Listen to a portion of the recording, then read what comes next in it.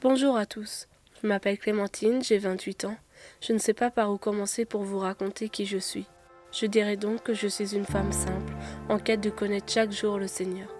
Mon histoire n'est pas jolie à raconter. Pourtant, c'est quand je la raconte que je peux voir l'amour du Seigneur et qui il est véritablement. Je vais donc vous partager quelques lignes. Mon enfance n'a pas été glorieuse. Je ne me souviens pas d'un moment de joie. Entre les rejets, abandons, violences, je n'ai pas grandi comme une petite fille normale. Très tôt, dès l'âge de 9 ans, je suis tombée dans la cigarette, puis l'alcool, la drogue. Je souffrais tellement psychiquement que j'étais obligée de me faire du mal à moi-même en me scarifiant pour apaiser mes douleurs. J'ai connu les médicaments, les tentatives de suicide, les psychologues, mais rien ne faisait. Puis je n'étais pas chrétienne. Je n'ai pas grandi dans une famille chrétienne. J'ai entendu parler de Jésus de façon religieuse suite à l'héritage catholique que nous avons en France. J'ai été baptisée enfant, mais je n'ai pas fait de communion ni quoi que ce soit. On va dire que moi et Dieu ça faisait 15. Je le détestais, l'insultais, me moquais des personnes qui croyaient en lui, jusqu'à ce qu'il me rattrape. Alors que mon état psychologique et mes addictions en tout genre se dégradaient, Jésus est venu frapper à la porte de mon cœur. À ce moment, mon état psychologique était tellement en danger que je suis tombée dans une schizophrénie, entendant des voix me demandant de me tuer et celles-ci me réveillaient même en pleine nuit. Autant vous dire que le diable avait clairement le projet de me détruire entièrement. Mais mon Dieu est plus fort que tout. Le Seigneur est venu me chercher en janvier 2015 après une tentative de suicide où j'aurais dû clairement mourir. 3 jours après, je fis ma rencontre personnelle avec lui.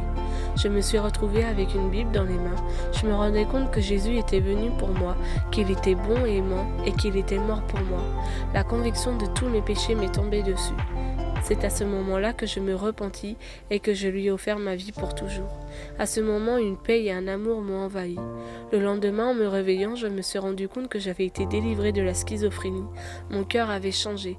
Jamais je ne m'étais sentie aussi bien dans ma vie. Il m'a délivrée de la drogue, des médicaments et de tellement de choses. La route a été dure, car où je vis, il n'y a pas d'église qui suivait véritablement la parole de Dieu. Le Seigneur est resté fidèle encore et m'a envoyé les personnes qu'il fallait. En avril 2018, je me baptisa, et 3 mois après, ma vie a pris un tournant que je n'aurais jamais imaginé.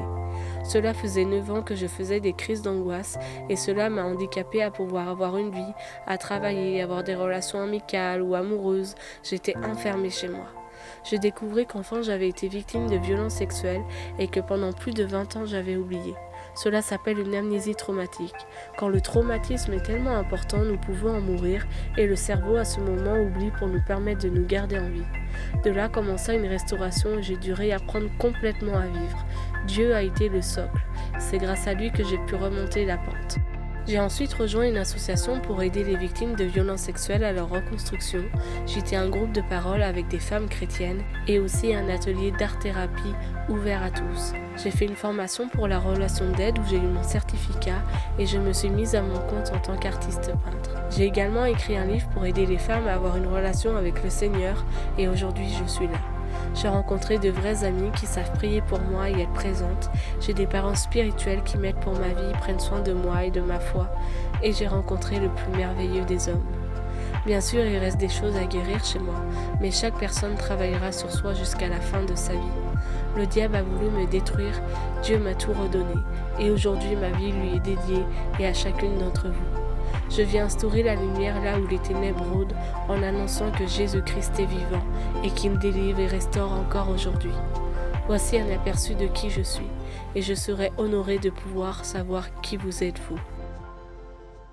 Car Dieu a tant aimé le monde qu'il a donné son Fils unique afin que quiconque croit en lui ne périsse point mais ait la vie éternelle. Jean 3, verset 16. Cependant, ce sont nos souffrances qu'il a portées, c'est de nos douleurs qu'il s'est chargé, et nous l'avons considéré comme puni, frappé de Dieu et humilié.